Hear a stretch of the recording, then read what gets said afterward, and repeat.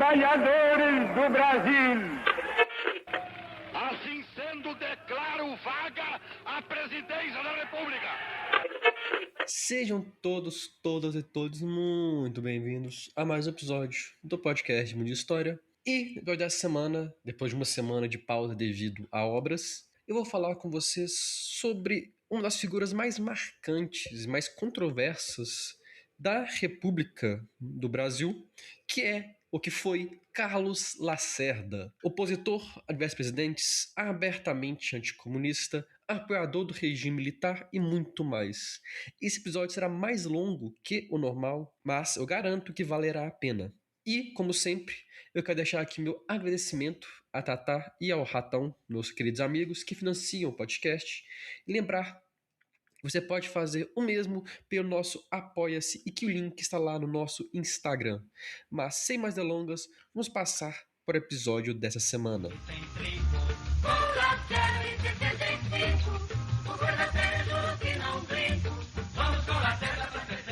Carlos Lacerda, ou Carlos Frederico Werneck de Lacerda, nasceu no fim de abril de 1914, no Rio de Janeiro, a então capital federal do Brasil.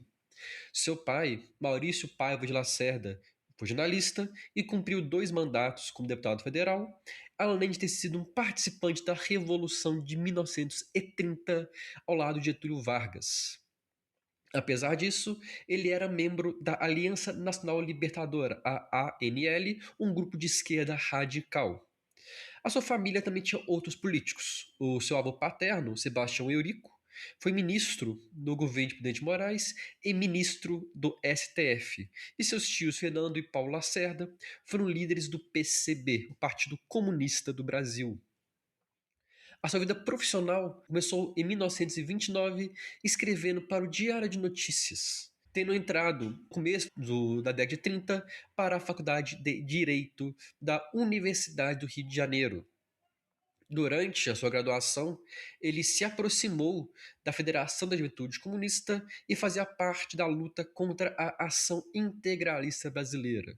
Para quem não está lembrado, o integralismo era o fascismo à moda brasileira.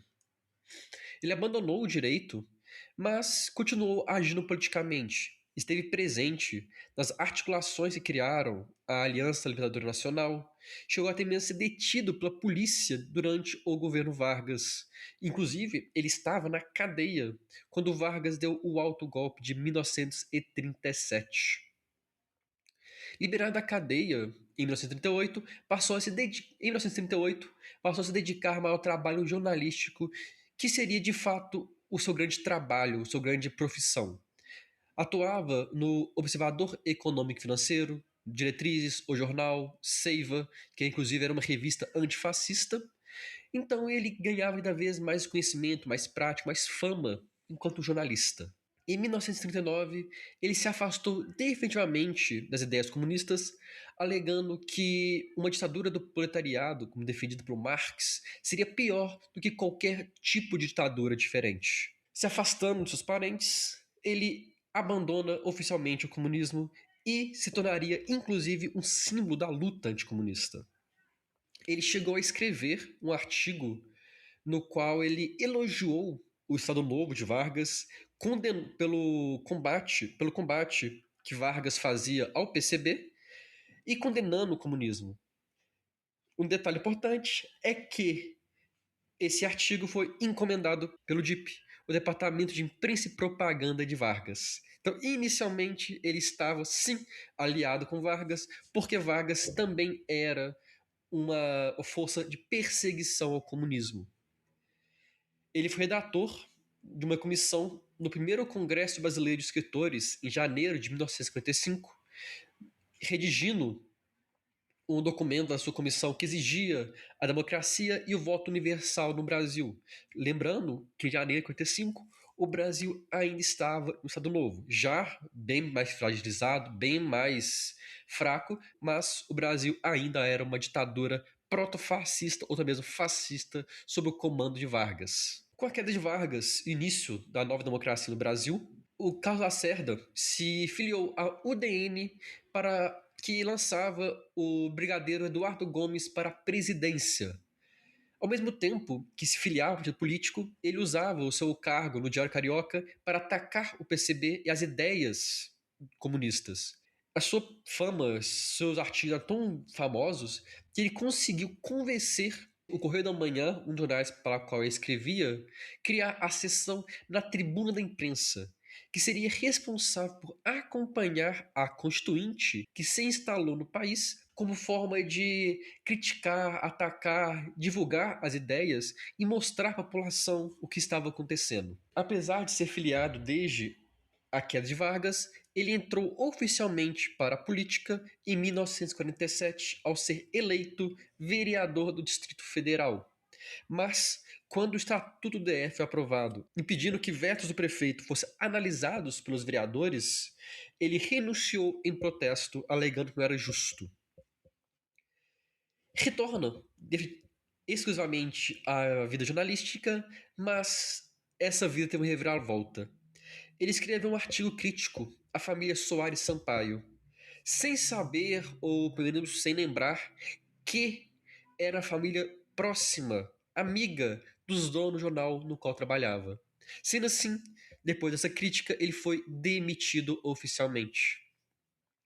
Determinado a continuar na luta pelo jornalismo, ele cria o jornal Tribuna da Imprensa em dezembro de 1949, sendo um jornal abertamente antigetulista e aliado à União Democrática Nacional, a UDN. Nas eleições de 1950, ele fez parte da campanha, inclusive, do partido, tecendo intensas críticas a Vargas, que era candidato ao PTB e PSP.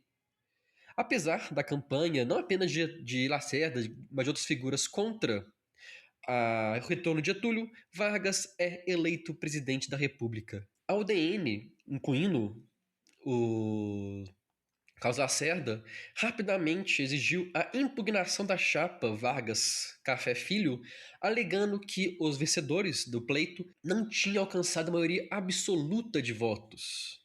Esse é o primeiro exemplo de um discurso golpista na história de Carlos Lacerda, que inclusive usou o seu jornal para defender essa tese e alegava que a Constituição exigia a maioria absoluta dos votos para que uma chapa fosse considerada eleita.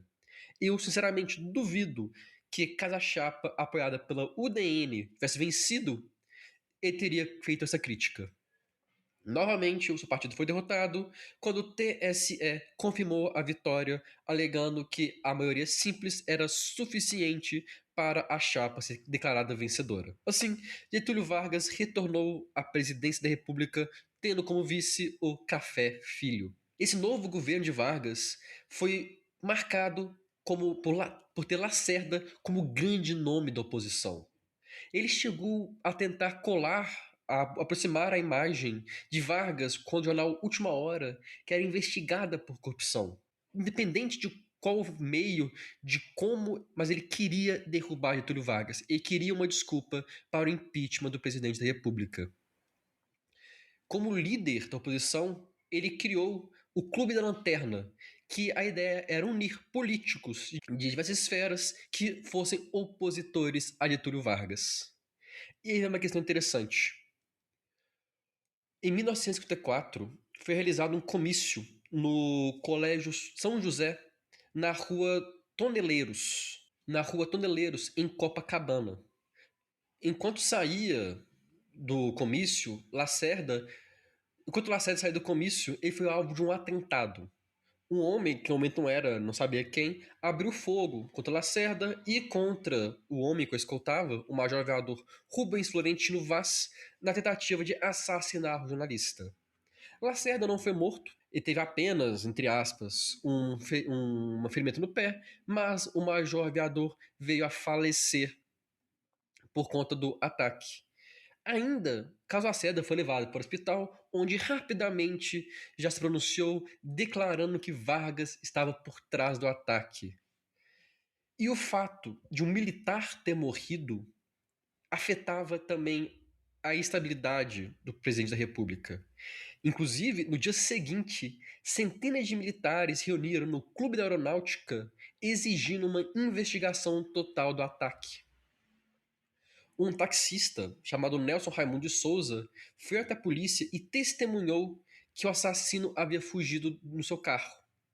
Ele apontou, com esse testemunho, as atenções voltaram para Climério Euribes de Almeida, membro da guarda pessoal de Vargas e acusado da tentativa de assassinato contra Carlos Lacerda e do assassinato do major aviador Rubens. O fato de o maior opositor de Vargas ter sido vítima de um atentado e o autor desse atentado ser um segurança, membro da guarda pessoal de Vargas, prejudicavam ainda mais a estabilidade do presidente no poder. Não há, ou pelo menos nunca encontrei nenhuma evidência de que Vargas tenha comandado esse ataque, tenha ordenado, planejado, orquestrado esse ataque. Mas, independente disso, é inegável que a proximidade dele com as pessoas que realizaram o ataque e com a vítima do ataque prejudicava a imagem do presidente da República. Nesse contexto, Lacerda chegou a se reunir secretamente com o então vice-presidente Café Filho na tentativa de influenciar o então vice-presidente a pressionar Vargas pela renúncia. No dia 12, Lacerda publicou um editorial no qual convocava os militares a exigirem a renúncia do presidente. Mais uma vez, as garras, a ânsia golpista de Lacerda se apresentava. Militares prenderam então Alcino João Nascimento, que testemunhou acusando Climério como assassino e o filho do presidente, Lutero Vargas, como a mente por trás do ataque. A pressão, o cerco contra Vargas crescia cada vez mais. Em 23 de agosto, membros das 3 Forças Armadas já exigiam a renúncia de Vargas, no mesmo dia em que o próprio vice-presidente rompeu publicamente com Vargas e atacando a presidência. A saída, como vocês devem lembrar, inclusive já tem um episódio sobre, foi o suicídio de Getúlio Vargas em 24 de agosto de 1954. Uma questão interessante é que a morte de Vargas gerou uma confusão tão grande que jornais oposicionistas, como a Tribuna da Imprensa, foram atacados pela população que apoiava Vargas. Afinal de contas, esse complô, esse plano golpista contra o presidente era orquestrado pelas elites políticas, econômicas e militares do país, não pelo povo. O povo, como em sua grande maioria, apoiava Getúlio Vargas, tanto que o seu funeral foi imenso. Foi um funeral grandioso e acompanhado por várias pessoas. E a sua memória, a sua imagem como um líder dos trabalhadores, um líder popular, permanece até os dias de hoje na memória dos brasileiros. A morte de Vargas impediu um golpe de Estado no Brasil, já que, sem Vargas, os militares não tinham por que agir, e seguindo o ritmo natural da Constituição, o vice-presidente assumiu o comando do país, com a diferença que agora a UDN se tornou o principal partido na base governista. E vem que isso é interessante, mesmo com a queda de Vargas, o Lacerda continuou agindo. Ele passou a defender o adiamento das eleições do ano seguinte, de 1955, temendo que a morte de Vargas ainda estivesse muito recente e fortalecesse o PTB e o trabalhismo, o que, de certo ponto, pode sim ser visto como mais uma cartada, mais uma tentativa golpista do jornalista. Só que esse plano, essa pressão não deu certo. E, curiosamente, apesar de se opor à eleição, Lacerda não apenas participou dela, como foi eleito deputado federal. Mesmo enquanto deputado, o jornalista continuava escrevendo. E, inclusive, defendia em artigos do seu jornal que os militares deveriam intervir sim na política brasileira. Ele era defensor da ideia do que hoje nós chamamos da tutela dos militares, que a República Brasileira necessitava de um controle por parte dos militares. Ele chegou, inclusive, a alegar que a democracia estava em risco porque o Juscelino Kubitschek era um candidato forte. Ele era considerado um candidato esquerdista e perigoso. Não é à toa que a UDN apoiou Juarez Távora para enfrentar JK e seu candidato a vice, o João Goulart. E, inclusive, receosos com a possível vitória trabalhista, o Clube Lanterna passou a planejar um golpe contra a chapa rival. Assim, em agosto, Lacerda publicou o artigo Justiça, Liberdade, Autoridade e Reconstrução, Programa para o Contragolpe, no qual ele defendia que para o país sair da crise política é necessário a implantação do parlamentarismo, onde um colegiado, a extinção de todos os partidos políticos com menos de 1 milhão de votos, o adiamento da eleição, que, reforço, pode ser sim, e na minha visão é um sinal de golpismo, a dissolução do Congresso e uma nova Constituinte, sendo que a nova Constituição não tinha nem 10 anos, e que o primeiro gabinete do parlamentarismo desse colegiado deveria ser comandado pelos militares. Essa questão reforça não apenas o golpismo de Lacerda, que sim buscava uma desculpa, uma saída para quando movimentos de esquerda se fortalecessem, mas também demonstra que Lacerda era próximo dos militares e um apoiador do poder militar. Para vocês terem uma noção, o Lacerda chegou a propor uma PEC, enquanto deputado, que transferia os poderes do presidente da República para o presidente da Câmara, caso o candidato eleito não tivesse a maioria absoluta de votos. Ou seja, o candidato seria eleito democraticamente pelo povo, mas se não obtivesse 2/3 dos votos da população, ele não teria os poderes presidenciais em si. O que, na minha visão, é sim um golpismo, porque essa PEC só foi apresentada porque Lacerda e a UDN sabiam que o JK tinha sim muita chance de ser eleito. Felizmente, a PEC foi derrotada. Mas isso não quer dizer que Lacerda parou. O jornalista divulgou diversas denúncias contra Jango, então ministro do Trabalho e candidato, acusando o candidato à presidência a se planejar junto a Perón um golpe socialista no Brasil. No fim, essas informações foram divulgadas muito tarde e depois descobriram que o plano era falso. E estava apenas usando de uma mentira para tentar atacar um candidato. A eleição ocorre e mesmo antes do fim da contagem de votos, a tendência era a vitória de Juscelino Kubitschek e rapidamente a UDN já entrou na justiça para a anulação da eleição, alegando a corrupção eleitoral e o não alcance da maioria absoluta, a mesma tese que ele usou anos antes quando Vargas foi eleito. A UDN, portanto, é marcada na nossa história com uma força golpista e Lacerda pode ser visto como uma personificação dessa força. A UDN foi derrotada e Lacerda, junto ao seu partido, quase liderando o partido, chegou a defender a suspensão da Constituição Federal. Tudo porque um candidato visto como esquerdista foi eleito presidente da República. Felizmente, esse ataque à democracia não recebeu apoio nem mesmo dentro da própria UDN. Não satisfeito com a posse de JK, ele continuou usando seu jornal para atacar a chapa vitoriosa, exigindo a saída deles do cargo. Ele clamava por uma intervenção militar contra a chapa e escreveu diversos artigos golpistas, enquanto, de passagem, os militares articulavam uma ação.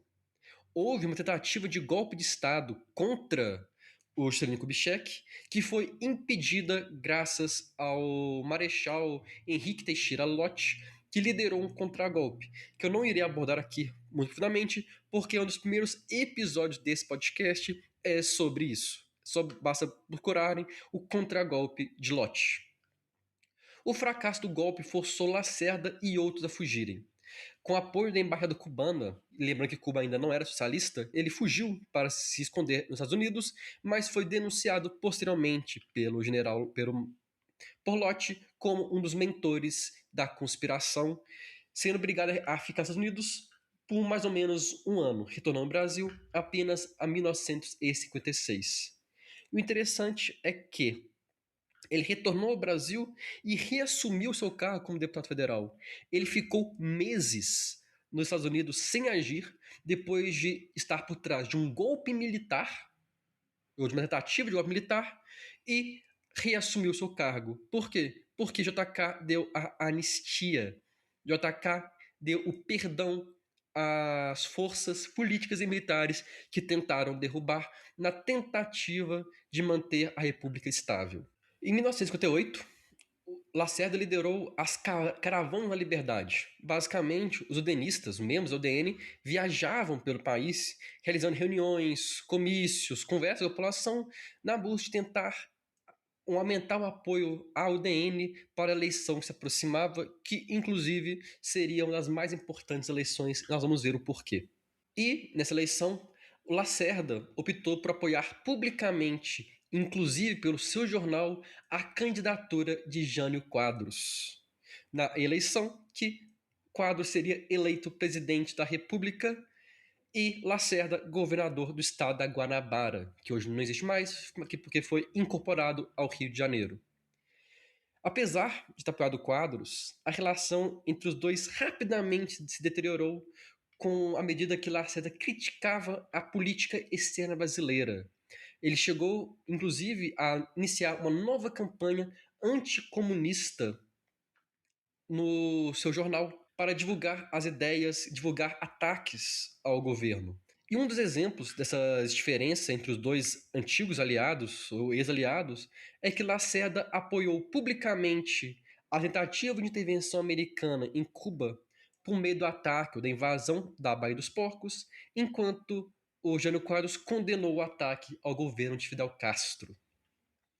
Com a crise sucessória de Jânio Quadros, que eu falei no nosso último episódio, o governador usou do seu poder para censurar jornais que criticavam o veto dos militares ao governo de Jango. Por quê? Os militares eram abertamente contrários que João Goulart tomasse posse como presidente da República por ser trabalhista, por ser próximo de Vargas, ou ter sido próximo de Vargas, e por ser considerado um comunista, uma ameaça ao país. E os militares planejavam um golpe contra o presidente, o que deveria assumir a presidência, e para impedir qualquer crítica a esse planejamento, os jornais na Guanabara eram censurados a mando do governador do estado. O Lacerda chegou a dar uma entrevista ao jornal Los Angeles Times, alegando que os militares planejavam ou derrubar Jango ou mantê-lo sob tutela, o que gerou uma resposta quando os ministros militares de Jango condenaram a fala e chegaram até mesmo a sugerir a declaração de um estado de sítio por João Goulart, que inclusive foi solicitado, mas nunca aprovado. E, ao mesmo tempo, enquanto o Jango tinha que lidar com essa crise do governo, ele conspirava com o jornalista. Ele planejava orquestrar, comandar, exigir a prisão de Lacerda. Mas, antes dessa prisão ser realizada, um coronel opositor alertou o jornalista que conseguiu escapar do ataque. Como consequência da tentativa de estado de sítio e da tentativa de prisão de Lacerda, o apoio de Jango caiu, inclusive entre os militares. E a conspiração ganhou muita força. Diga de passagem, conspiração que era liderada pelo líder do Estado-Maior do Exército, o general Humberto de Castelo Branco, que, não à toa, foi o nosso primeiro ditador no regime militar. No começo de 64, os partidos já planejavam ou já estudavam quem seriam os candidatos, quais seriam as chapas, quem seriam os candidatos para a eleição do ano seguinte, e Lacerda teve seu nome escolhido para disputar a presidência. Contudo, o ano de 64 seria marcante. Após João Goulart realizar um comício no Rio de Janeiro, o governador jornalista, assim, se é que eu posso chamar ele, como eu jocosamente chamo o Carlos Lacerda, atacou o presidente alegando que ele buscava subversão do país e romper com a Constituição Federal. E todos nós sabemos quais foram as consequências das ações de Jango e também, e principalmente, das ações dos militares, que foi o golpe em abril de 1964. E diga de passagem, quando o golpe teve sucesso, o Lacerda liderou uma campanha de resistência contra um possível contragolpe. Mas esse movimento jamais chegou a acontecer. Em 8 de abril, Lacerda e outros governadores opositores a Jango se reuniram com o então chefe do país, o Costa e Silva, e apoiaram publicamente a candidatura de Castelo Branco à presidência da República. E ele foi eleito de forma indireta graças ao ato institucional número 1. Lacerda passou então a atuar como um mensageiro, um marqueteiro do governo, partindo para a Europa, onde passou dias conversando com líderes e jornais europeus, defendendo o novo regime, alegando que era o melhor para o Brasil, fazendo de fato o papel de um marqueteiro ou de um grande apoiador. Porém, as relações entre Castelo Branco e o Denista rapidamente pioraram quando Lacerda defendeu que o mandato do general-presidente ou ditador não deveria ser prorrogado por poder ser considerado uma ação antidemocrática. Assim, em agosto de 64, Castelo rompeu abertamente e publicamente com Lacerda, dando mais força para que o jornalista passasse o resto de 64 atacando, tecendo críticas contra o então ditador.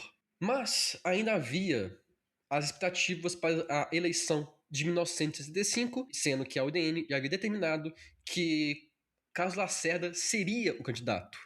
Mas os militares tinham outros planos. A eleição direta para presidente foi abolida no Brasil para permitir que os militares tivessem maior controle de quem assumisse o poder, e em resposta a isso, o então governador renunciou ao seu cargo de governador da Guanabara.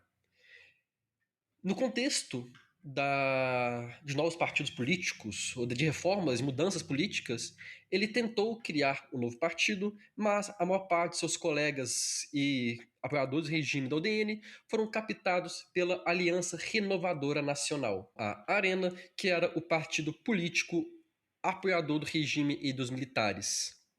De forma curiosa, Lacerda se aproximou de seus dois adversários, ou ex-adversários, Kubitschek e Jango, na tentativa de emplacar uma frente ampla para fazer o que chamava de uma revolução verdadeira. Ele chegou a lançar um manifesto sem assinatura dos presidentes, mas com conteúdo fruto de conversas com os dois, que defendia a redemocratização do Brasil com eleições livres e diretas, uma reforma institucional, o desenvolvimento econômico e uma política externa soberana. Diga de passagem, o Lacerda chegou até mesmo a ir para Portugal se encontrar com Kubitschek, que estava lá exilado, onde publicaram a Declaração de Lisboa contra o regime militar. O Lacerda até que fez um belo trabalho pela Frente Ampla. Ele conseguiu até mesmo apoio de parte do PCB na tentativa de combater, de acabar com o regime militar e com a ideia de que a revolução não deveria ser uma ditadura longa. A revolução deveria devolver o poder ao povo. Mas a desconfiança que políticos tinham com Lacerda levou a um enfraquecimento político à Frente Ampla, ao mesmo tempo que, tendo se reunido com Jango, levou a uma queda ou um desconforto entre os militares. Mas isso não seria problema para a Frente Ampla, não porque ela continuou forte, mas porque ela foi proibida pelo governo à medida que o regime se endurecia. Considerado um opositor ao regime, Lacerda, após a publicação do Ato Institucional número 5, foi preso pelo regime militar. Na prisão, ele fez uma greve de fome de uma semana, sendo liberto por questões de saúde. Mas, no fim do mês, no fim de dezembro de 1968, teve os seus direitos políticos cassados. Ele passou um tempo na Europa, retornando ao Brasil, mas sem atuar como político. Ele se tornou apenas um empresário. E chegou até mesmo a publicar no Estado de São Paulo e no Jornal do Brasil sob o nome de Júlio Tavares, mas de fato nunca mais retornou à política. Por complicações de seu diabetes, ele foi internado e sofreu um infarto, vindo a falecer aos 63 anos em 1977. E assim, sem ver o fim da ditadura que ele apoiou e depois passou a ser opositor, morreu um dos mais marcantes nomes do golpismo brasileiro do século XX. Carlos Lacerda sempre será, e deve ser, de passagem, lembrado não apenas como jornalista, mas como um golpista. A oposição a um regime, a oposição a um presidente democraticamente eleito, não deve ser uma carta branca para que um jornalista ou qualquer pessoa atue ativamente na tentativa de desestabilizar e unir forças contrárias ao regime para derrubá-lo, para derrubar um presidente de forma golpista e antidemocrática. Carlos Lacerda não deve ser esquecido, não porque ele fez contribuições pelo Brasil, mas porque o Brasil tem um longo histórico de golpismo, esse histórico jamais deve ser esquecido para que a nossa democracia não seja atacada, não seja destruída novamente. Vejam só a Guanabara, na nova fisionomia, isto se faz com trabalho e não com... Eu agradeço a todo mundo que pode estar aqui. Eu convido vocês a nos seguir no Instagram e YouTube para estar sempre por dentro de quando um episódio for publicado. Tá? Lembra ainda que no nosso Instagram você tem acesso ao link do nosso Apoia-se para você que tem interesses e condições financiar o podcast, que ajuda a manter o programa vivo, mas você também pode nos ajudar e muito compartilhando esse e outros episódios, os amigos, colegas, familiares, parentes, qualquer um que você acha que possa gostar de entender um pouco mais sobre o tema da semana ou sobre a história como um todo. No mais, espero ter gostado, espero ter entendido e vejo todos vocês na próxima semana. Um grande abraço e até lá. Para todo o país, vão acabar os barracos de trinco.